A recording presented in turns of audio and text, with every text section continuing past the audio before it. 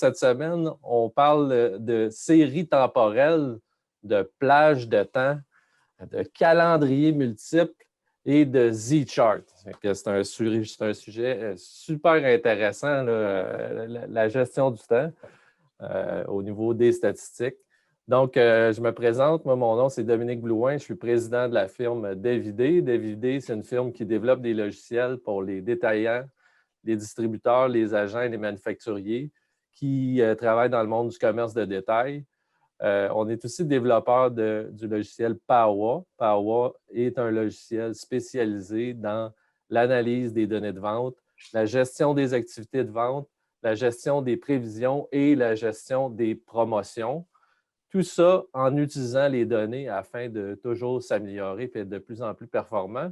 Je suis avec Jean-François Lanoux de Davidé. Salut encore, JF. Salut Dominique. Donc, cette semaine, dans le Power Hebdo, on parle de séries temporelles, plages de temps, calendrier multiple et Z-Chart. Chaque semaine, dans le Power Hebdo, on parle de sujets qui touchent l'utilisation des données dans un contexte d'analyse de vente. Donc, on part. Donc là, pour faire un petit relatif avec le temps, on a 20 minutes pour notre Power Hebdo. C'est un sujet qui est très... le temps, c'est très important, une ressource rare et qu'il faut qu'on le ménager. Exact, exact. Puis, j'ai fait l'exercice en préparation, JF. Moi, je fais ça, en fait, assez souvent. Je vais sur Google, puis je tape une date.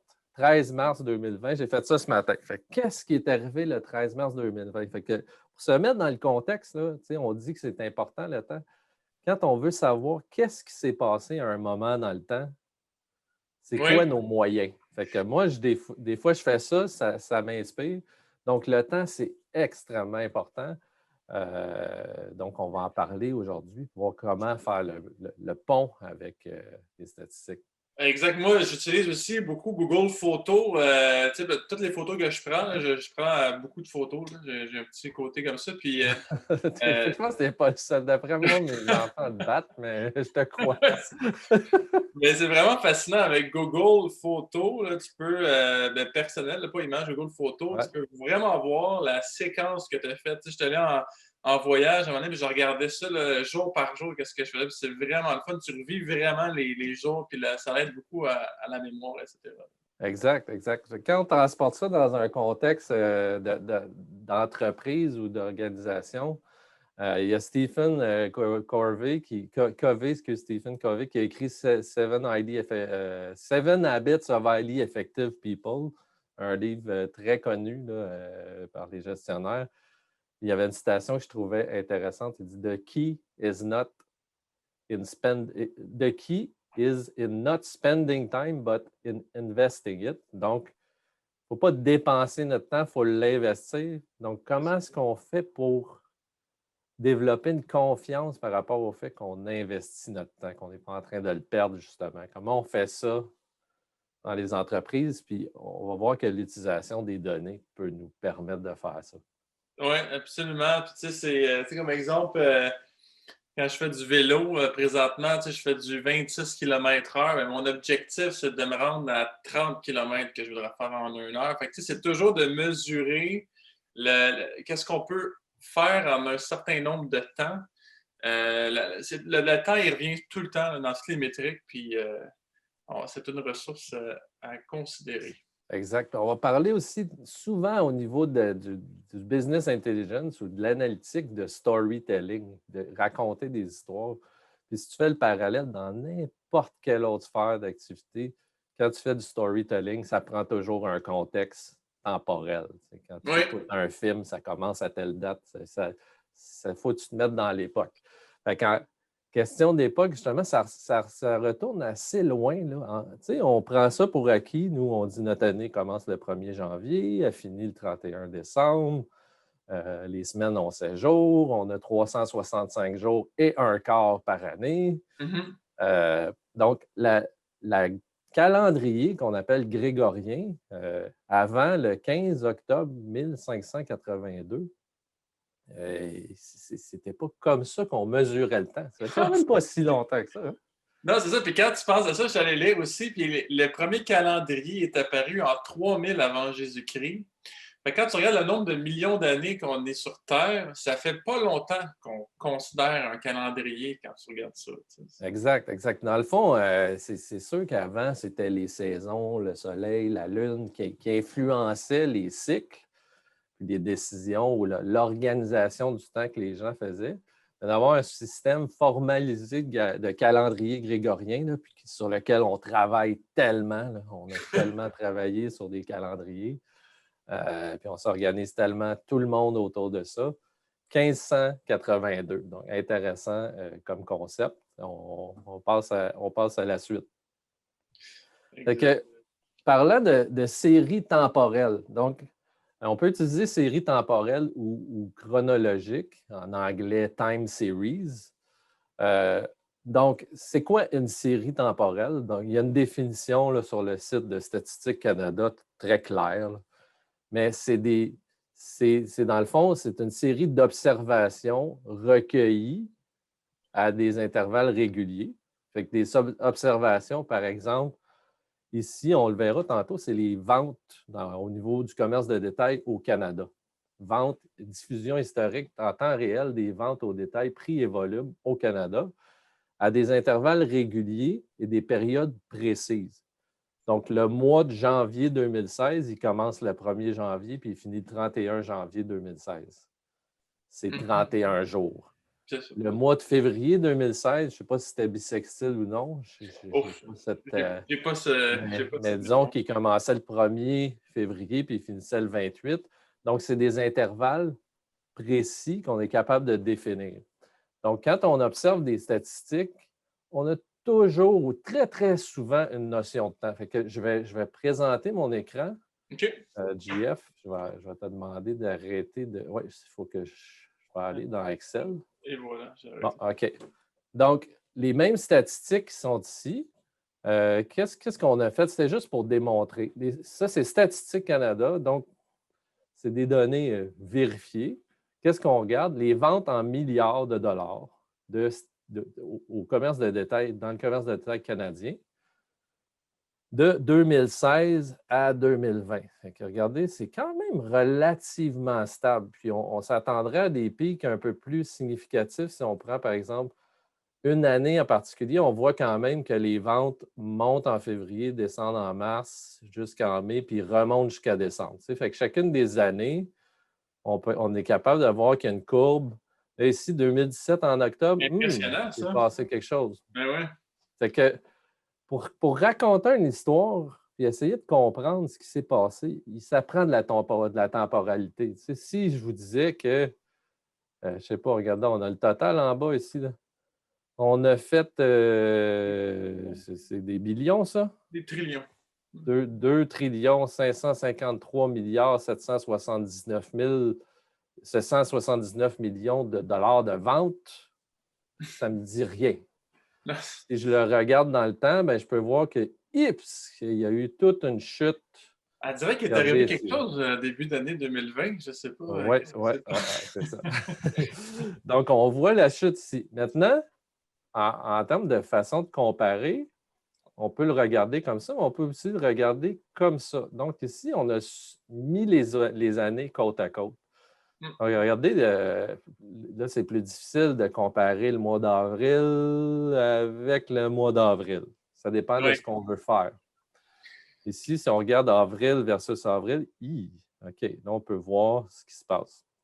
Fait que ça commence déjà à donner un aperçu de ce qu'on peut faire avec la temporalité puis l'utilisation des séries de temps. Fait que pour avoir collecté ces informations-là, de 44 milliards qui est ici, il a fallu déterminer une période de temps très précise. Donc, c'est important de le comprendre et de le faire comme ça.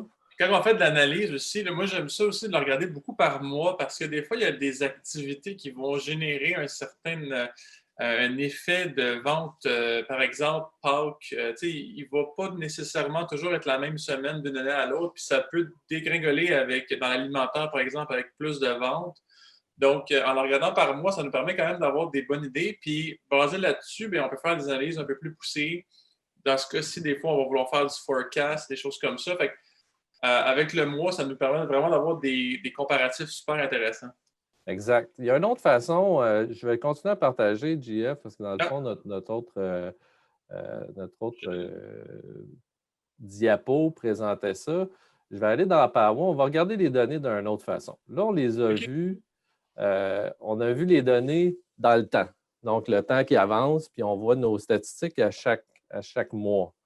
Quand on veut analyser des statistiques de façon globale, par exemple, si je veux voir les ventes dans mes magasins, puis j'ai une série de magasins, puis je veux voir ce qui s'est passé cette année, disons Mhm. dans le mois de mars cette année, versus dans le mois de mars l'année passée. Là, on va organiser l'information d'autres façons. Fait que là, on va utiliser plutôt des plages de temps.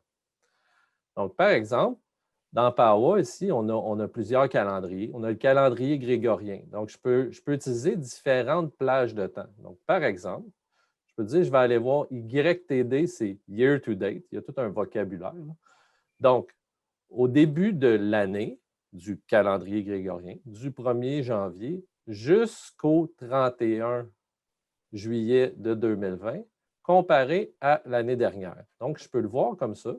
Je Mhm. pourrais aussi voir des trailing périodes, d'une autre façon. Plutôt que de dire je veux voir tout mon début d'année, je pourrais dire je veux voir qu'est-ce qui s'est passé dans mes 4 dernières semaines versus les mêmes 4 dernières semaines l'année dernière. Donc, il y a vraiment différentes façons. 1 semaine, 12 semaines, 4 semaines.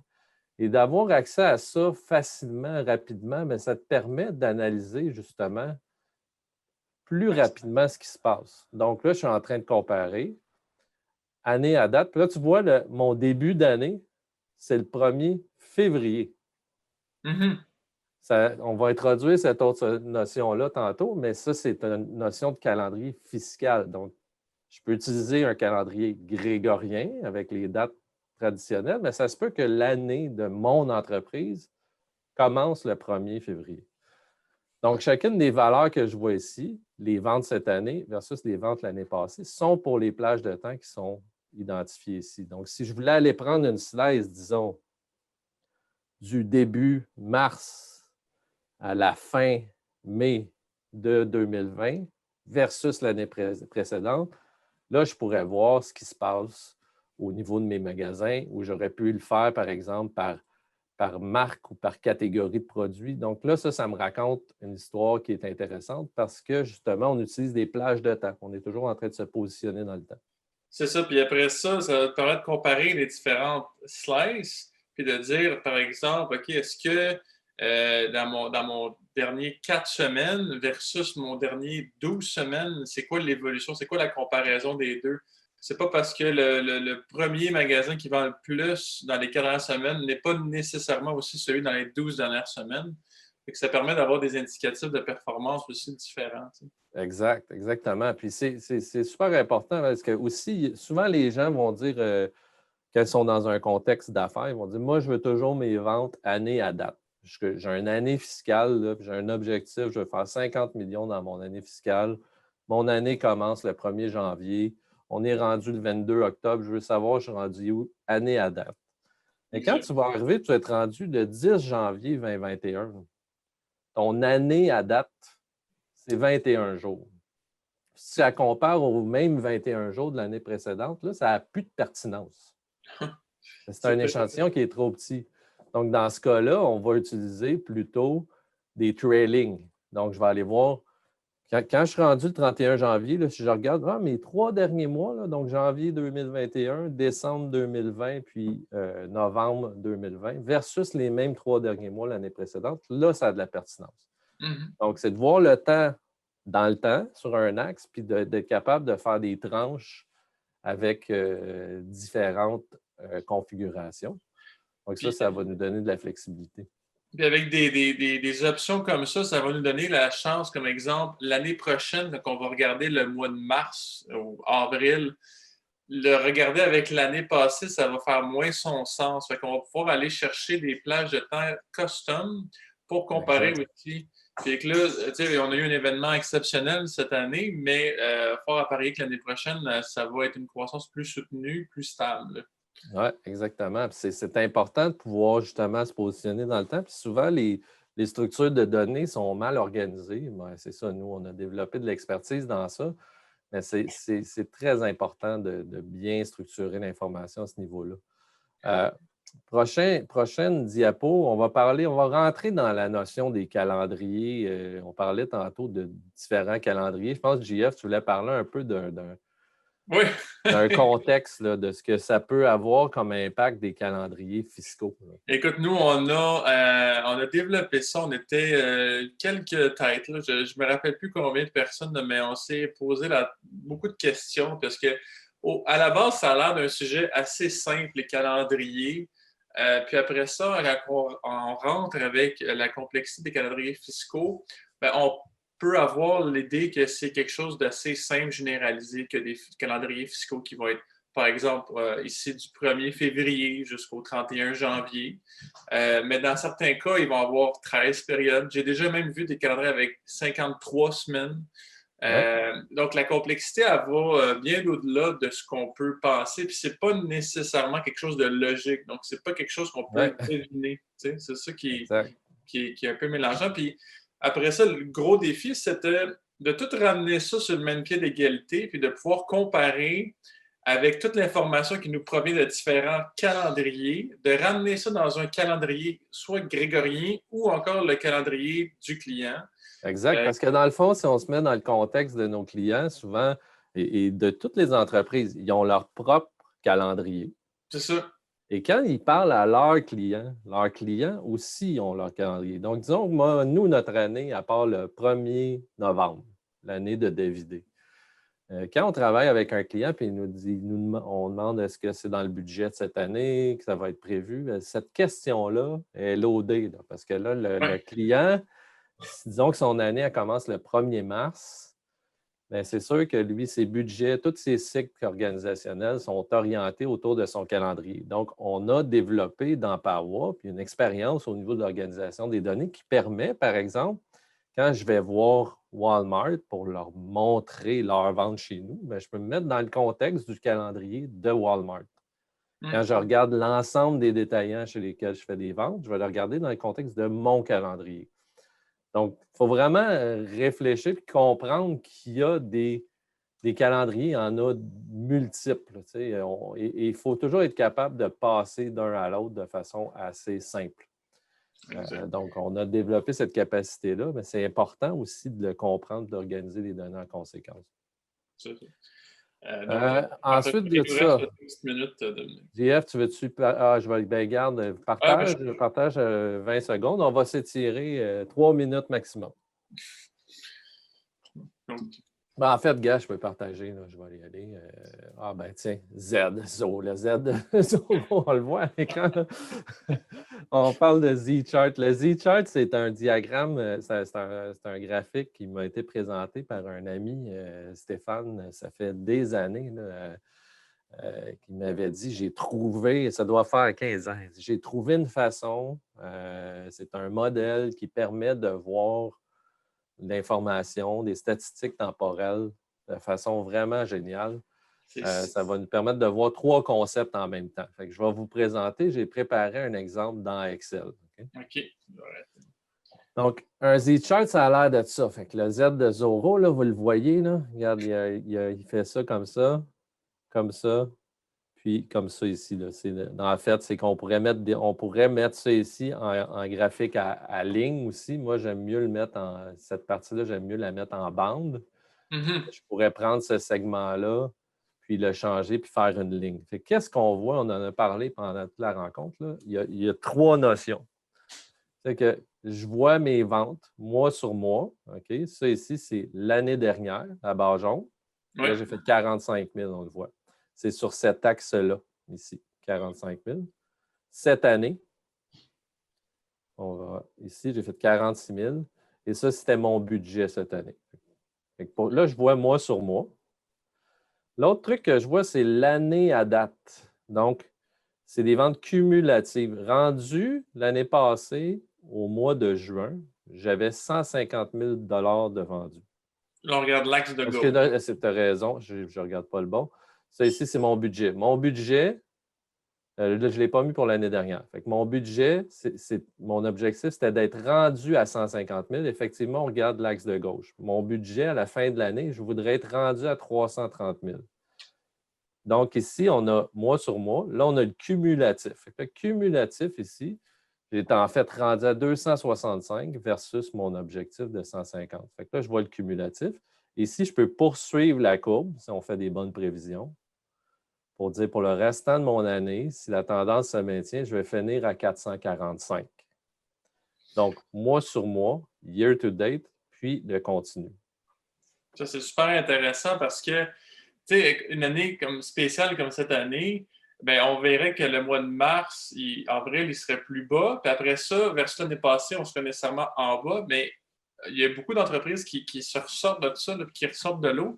Fait qu'en ayant le overtime là, avec le cumulatif, ça permet de voir leur perspective aussi, qui est super intéressant. Exact. Je peux filtrer, évidemment. Bon, là, c'est peu important, mais l'autre axe qui est intéressant, là, je l'ai mis en pointillé, c'est que je vois les 12 derniers mois. Fait que ça, c'est vraiment intéressant. Fait que là, on voit année à date.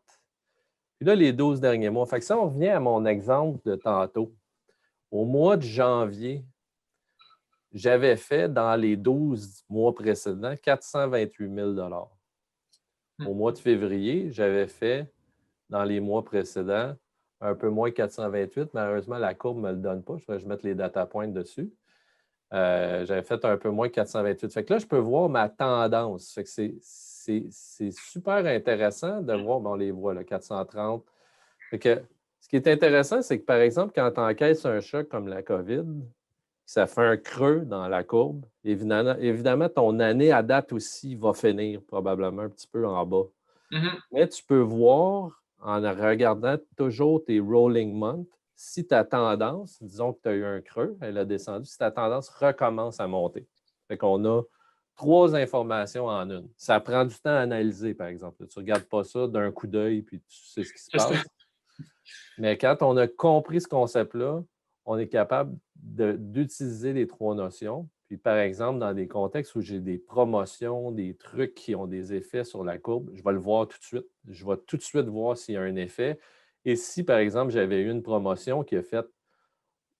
J'ai fait grimper mes ventes ici, j'ai peut-être fait une promotion. Ouais. Est-ce que la tendance s'est maintenue ensuite? Ça fait que ça, c'est vraiment intéressant. C'est un des très, très beaux graphiques pour analyser d'un coup d'œil attentivement, mais d'un coup d'œil les ventes de l'entreprise. Exact. Donc, JF, on revient à la présentation pour notre super tuile finale. On a complété, on a fait le tour, je pense, des séries temporelles. Le Z-Chart, c'est fait. On dit le temps compte, power compte pour vous. C'est notre conclusion cette semaine. Merci, JF, d'avoir été là. Merci à toi, Dom. Sujet super intéressant. Tout le monde, faites-nous des pouces en l'air, des commentaires si vous avez des suggestions pour les prochains Power Hebdo. Ça nous fait toujours plaisir. Merci d'avoir été là. Bonne semaine. À la semaine prochaine. À bientôt. Bye bye. Bye bye. Salut.